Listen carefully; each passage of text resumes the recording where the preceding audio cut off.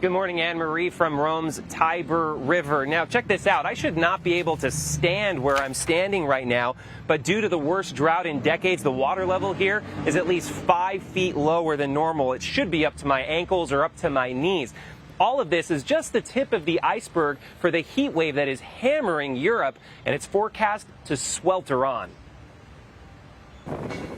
Unprecedented heat from London to Athens. Firefighters in Greece race against the flames to help an elderly woman escape from her home before fire descends from above.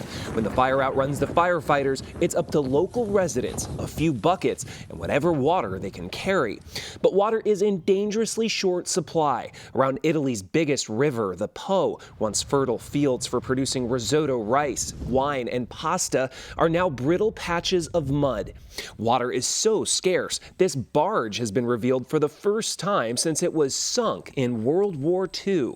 And in Rome, long submerged ancient ruins dating back to Emperors Hadrian and Nero now poke above the surface. The ancient Romans used the Tiber River to navigate, to supply the city, and to build it. It simply wouldn't exist without this river. But today, thanks to the worst drought in 70 years, parts of it have been reduced to a stagnant swamp. Around the country, towns have been evacuated due to wildfires, with 9 cities on a heat wave alert. The government blames climate change. In central Spain, forests are ablaze, the smoke and flames forcing thousands to flee, many hiding in a sports arena, like 68-year-old Fernando Jimenez. You know the place I grew up. I grew up with. Sorry. Don't know what we're going to find. If it's going to be just no trees, nothing, no sun, I don't know. Now, the heat, the wildfires, the drought, all of it is devastating farmland, and that is a perfect storm for the global food crisis that's already been worsened by the war in Ukraine that's blocking millions of tons of grain in the Black Sea. And all of that, well, is jeopardizing the lives of millions of people in the developing world. Anne-Marie? Yeah, that's what I was actually going to ask you about when I looked at those fields, what once were fields sort of dry with nothing there. There's got to be a ripple effect that officials are concerned about when it comes to food and when it comes to other things. Oh, absolutely. I mean, there's, of course, those prestige foods that you and I love so much, like wine, pasta, gelato, cheese. I mean, all of those things need a lot of water to be produced. But Italy's a net exporter of food that also goes to the developing world. And those are the people who are going to suffer the most. You know, I was learning a little bit more about this heat that has actually basically traveled from the south and it's moving further north. Are there concerns in more northern European countries like Germany, like northern Italy, like Sweden?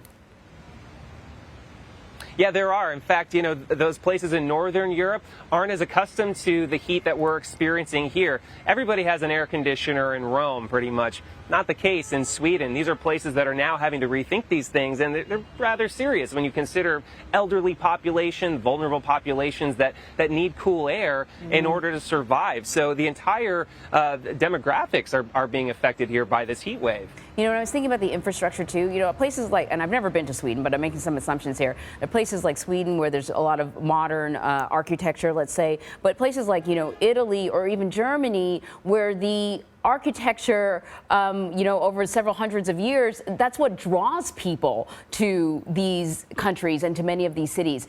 That infrastructure must be just buckling under this unprecedented heat.